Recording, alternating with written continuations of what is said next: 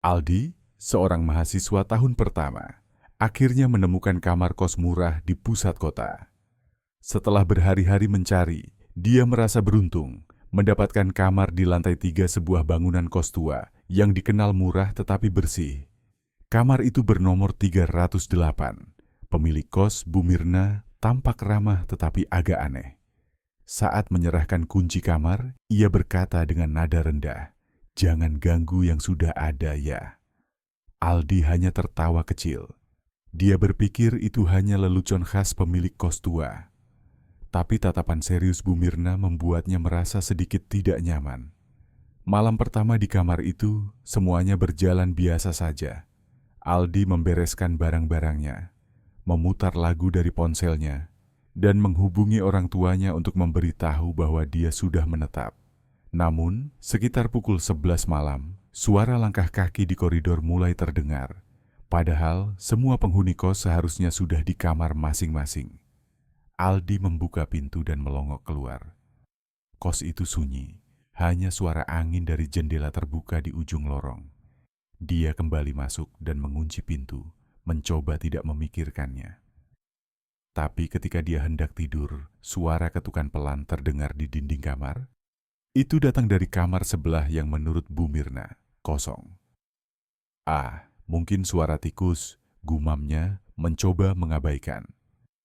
Keesokan harinya, Aldi bertemu beberapa penghuni kos lainnya saat sarapan di pantry. Mereka tampak ramah, terutama Rina, seorang mahasiswi senior. Saat Aldi menyebut dia tinggal di kamar 308, Rina berhenti mengunyah dan menatapnya.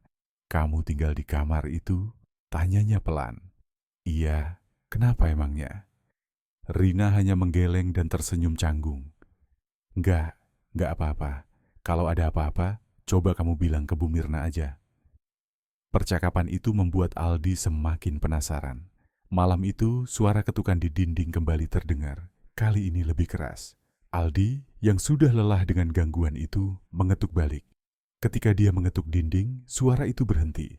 Namun, beberapa detik kemudian ketukan terdengar di pintu kamarnya. Aldi langsung membuka pintu, tetapi koridor kosong. Merasa terganggu, dia menghubungi Bu Mirna. "Bu, kok kayaknya ada suara aneh ya di kamar saya?" Bu Mirna terdiam sejenak di telepon sebelum menjawab. "Kunci pintumu baik-baik. Jangan keluar malam-malam." Aldi tidak bisa tidur malam itu. Sekitar pukul 2 pagi, suara seperti orang menangis pelan terdengar dari sudut kamar. Aldi mencoba mencari sumber suara tetapi tidak menemukan apa-apa.